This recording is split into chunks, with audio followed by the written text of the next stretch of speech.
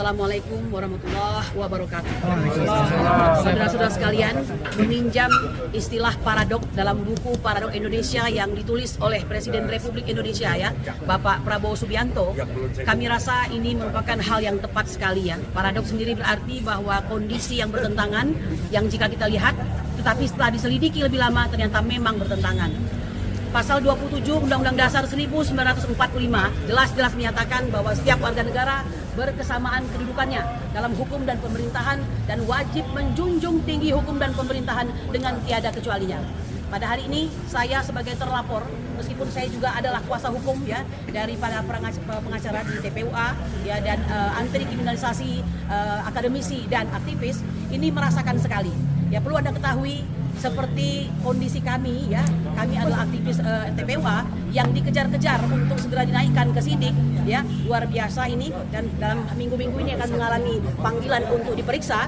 Sementara di sisi lain ada orang yang jelas-jelas sudah berstatus sebagai tersangka, bukan tersangka, berstatus sebagai narapidana atau terpidana sejak 6 tahun yang lalu, tepatnya 20 Mei 2019, belum juga dilakukan eksekusi ya. Jadi ini sungguh suatu paradok yang luar biasa dan permainan hukum yang dipertontonkan secara telanjang. Perlu Anda ketahui Undang-Undang PSK atau Undang-Undang Perlindungan Saksi dan Korban pasal 10 jelas menyatakan bagi mereka yang melapor, saksi, korban dan saksi dan pelaku serta orang yang melaporkan itu seharusnya terlindung dari segala tuntutan hukum dan tidak bisa dilaporkan atas laporannya untuk saat ini maupun yang akan datang. Tapi apa yang terjadi?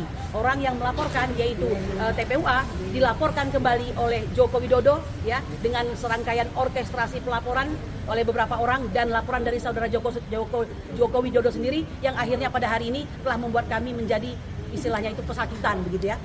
Coba kita lihat kembali perkara yang ya terkena bagi Firly Bahuri.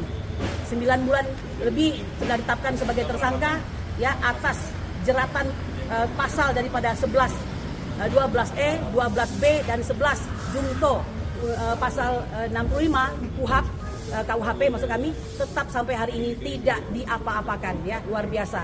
Memang penyidik menggunakan hak subjektifnya untuk tidak menahan. Tetapi apakah ini benar secara hukum? Tentu saja tidak. Jadi inilah paradoknya Indonesia. Oleh karena itu, dalam rangka ulang tahun Indonesia ke-80 sudah waktunya kita merefleksikan diri dan evaluasi apakah hukum ini sudah benar adanya ya. Yang jelas kami sangat merasa kerusakan hukum dari zaman Joko Widodo 2 periode. Oleh karena itu, lakukan perbaikan, wahai Bapak Prabowo Subianto yang kami cintai. Pada hari ini Anda adalah Presiden Republik Indonesia.